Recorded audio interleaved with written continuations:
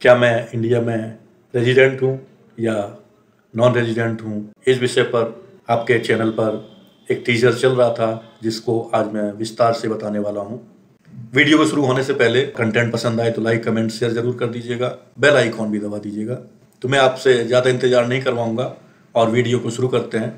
पहला क्वेश्चन मेरा, इंडिया में रेजिडेंशियल स्टेटस क्या है? ये जानने के लिए हमें पहले ये पता करना पड़ेगा कि आप इंडिविजुअल हैं या HUF हैं या अदर स्टेटस रखते हैं, कंपनीज, फर्म, एट्सेट्रा। हम अभी बात करते हैं इंडिविजुअल की। दोस्तों, ले चलता हूं मैं आपको अपने स्क्रीन पर, जहां पर हमने रेजिडेंशियल स्टेटस के ऊपर एक ब्लॉग लिखा है। 1 बाय 1 कंडीशन आपको समझाते हैं ताकि आपको विस्तार से समझ में आ जाए। बने रहिए हमारे वीडियो के साथ। सब्सक्राइब जरूर करिएगा, सब्सक्राइब करना मत भूलिएगा, और पसंद आए तो लाइक, कमेंट, शेयर जरूर करिएगा। पहला कंडीशन क्या है residential? Let's check our residential status. अगर रेजिडेंशियल स्टेटस चेक करने के लिए individual, there are some basic condition. Individual के लिए क्या कंडीशन है? पहली कंडीशन है बेसिक कंडीशंस। इसमें 2 कंडीशन है, A और B। तो A कंडीशन क्या बोलती है? अगर एक व्यक्ति ने 182 दिन या उससे ज़्यादा भारत में प्रीवियस ईयर में या फिजिकल ईयर में गुजारे हों तो वो रेजिडेंशियल बन जाएगा, रेजिडेंट बन जाएगा। दूसरी कंडीशन बोलती है अगर उसने 182 दिन नहीं गुजारे हैं, 60 दिन या उससे अधिक गुजारे हैं और पिछले 4 सालों में वो कम से कम 365 दिन भारत में रहा है, then he will be resident. तो रेजिडेंट स्टेटस के लिए बेसिक कंडीशंस 2 हैं। पहली है कि उसको 182 दिन भारत में रहना होगा। दूसरी कंडीशन है 60 दिन या उससे ज़्यादा भारत में रहना होगा और पिछले 4 सालों में वो 365 दिन, मतलब 1 साल कम से कम भारत में रहा हो। तो ये हो गई बेसिक कंडीशन। इसका हम एक एग्जाम्पल देते हैं। एग्जाम बोलता है mister x has spent only 65 days in previous year 2021-22। उसने 65 दिन गुजारे। अब उसका क्वेश्चन ये है कि क्या वो रेजिडेंट हो सकता है या नहीं हो सकता है। तो अब वो पिछले सालों का उसका रिकॉर्ड हम जब देखेंगे तो प्रीवियस ईयर 20-21 में वो 100 दिन रहा है, प्रीवियस ईयर 19-20 में वो 100 दिन रहा है, उसके पहले की प्रीवियस ईयर 18-19 में 72 दिन रहा है, 17-18 में 100 दिन रहा है। तो इसका टोटल जो जोड़ बनता है वो बनता है 372 दिन।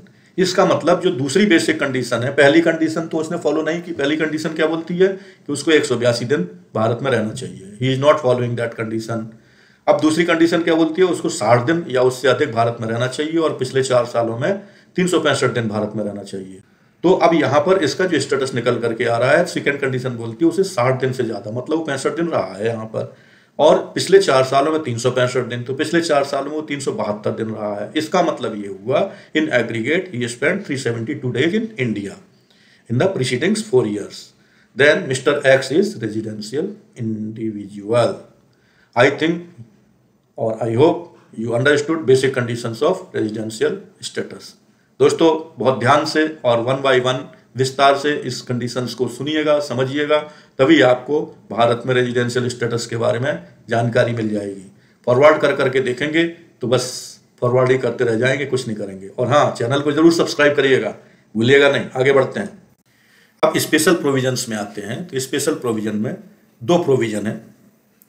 पहला प्रोविजन यह है कि अगर कोई व्यक्ति जो भारतीय नागरिक है, भारत से बाहर पिछले ईयर में जाता है, फाइनेंशियल ईयर में जाता है, किसी कारण से, कौन कौन से कारण से? पहला है एम्प्लॉयमेंट आउटसाइड इंडिया, चाहे वो प्राइवेट एम्प्लॉयमेंट हो चाहे वो सरकारी एम्प्लॉयमेंट हो। इसी तरीके से अगर वो जाता है एक क्रू मेंबर के रूप में, क्रू मेंबर, इंडियन शिप का क्रू मेंबर के रूप में अगर वो भारत से बाहर जाता है, तो यहां पर बेसिक कंडीशन की दूसरी कंडीशन लागू नहीं होगी, जिसमें 60 दिन और 365 दिन 4 साल में बताया गया है। वो कंडीशन यहाँ पर लागू नहीं होगी। पहली कंडीशन ही लागू होगी कि अगर इन दोनों में से कोई भी व्यक्ति, चाहे वो एम्प्लॉयमेंट आउटसाइड इंडिया गया हो चाहे वो क्रू मेंबर हो, अगर भारत में आता है और भारत में 182 दिन या उससे ज़्यादा निवास करता है तो वो भारत का रेजिडेंट बन जाएगा। तो ये हो गए स्पेशल प्रोविजन। अब हम आते हैं तीसरे प्रोविजन पर। ये भी बहुत सिंपल है दोस्तों, कंफ्यूज बिल्कुल मत होना, 1 by 1 समझना। बेसिक कंडीशन बहुत आराम से समझिए आपने, स्पेशल प्रोविजन बहुत आराम से समझे। थर्ड प्रोविजन क्या है? यहाँ पर अगर वही बंदे जो भारत से बाहर जाते हैं और भारत से बाहर रहते हैं लेकिन भारत में 15 लाख रुपए कमाते हैं किसी भी सोर्सेज से, अब वो 182 दिन भारत में रहना चाहिए। तो 182 दिन कंडीशन कौन सी है? बेसिक कंडीशन ये एज इट इज रहेगी। दूसरी कंडीशन 15 लाख रुपए अगर उन्होंने किसी भी सोर्सेज से अर्न किए हैं भारत में रहकर या भारत के बाहर, तो वो भारत के नागरिक माने जाएंगे। और जो सेकंड कंडीशन थी जो इग्नोर हो गई थी स्पेशल कंडीशन में, वो यहाँ पर फिर से लागू हो जाएगी। अगर 120 दिन, 60 दिन की जगह यहाँ पर 120 दिन हो जाएंगे। 120 दिन अगर वो भारत में रहा है और पिछले 4 सालों में 365 दिन भारत रहा है, तो वो रेजिडेंट माना जाएगा। अब एक चीज और आती है, डीम्ड रेजिडेंट, मतलब हुआ माना गया रेजिडेंट, जिसको मान लिया जाएगा। अब किसको मान लिया जाएगा? If a citizen of India currently residing outside India and has a total income of 15 lakhs or more in the previous year from Indian resources and he has not paid any tax outside India, he is a deemed resident even if has not visited India in the previous year. अब मैं आपको एक example दूं। Mister x Bharat में नौकरी करते थे, उस कंपनी ने एक ब्रांच अपनी विदेश में डाली और वहां पर उसको भेज दिया। उस व्यक्ति ने भारत में भी अपनी भारत में सैलरी ले ही रहा था, प्लस विदेश में खाने पीने के लिए भी अपनी सैलरी लेना शुरू कर दी। खाने पीने के लिए उसने $400, $500 या $1000 ले लिए, बाकी अपना पूरा सैलरी घर में रखा।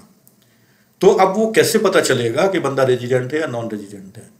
तो अगर भारत में उसकी सैलरी 15 लाख से ज्यादा है और वो भारत में तो टैक्स दे रहा है, भारत के बाहर उसकी सैलरी टैक्स एग्जम्प्टेड है या किसी भी तरीके से उस पर टैक्स नहीं लगता है, तो वो भारत का नागरिक ही माना जाएगा। एक बहुत ही सुटेबल प्रोविजन है डीम्ड रेजिडेंट का। If he does not satisfied any of the above condition then he will be non resident. तो दोस्तों, कैसा लगा आज का लेक्चर आपको? आज हमने समझा रेजिडेंट एंड नॉन रेजिडेंट। अभी इसमें एक चीज और आता है, resident and ordinarily resident and resident and not ordinarily resident, ROR और RNOR। ये दोनों चीजें थोड़ा सा और लंबे विस्तार से जाएगा। अगर आज ही मैं आपको बताता हूं तो आप फिर कंफ्यूज हो जाएंगे, बहुत लंबी कंडीशंस हो जाएंगी। इसलिए आपको मैं फिर से ब्रीफ में बताता हूं और इस वीडियो को कंक्लूड करता हूं। कंक्लूड करने से पहले फिर से एक बार आपसे बोलता हूं कि आपने अगर अभी तक वीडियो सब्सक्राइब नहीं किया है तो जरूर कर दें, और अगर आपको पसंद आया वो मैटर तो लाइक, कमेंट एंड शेयर जरूर कर दें। अब आपको दूसरा वीडियो देखना है जिसमें ROR और RNOR के बारे में बताया जाएगा, उसके लिए आप बेल आइकॉन भी दबा दें ताकि आपके पास नोटिफिकेशन जरूर आए। नमस्कार दोस्तों।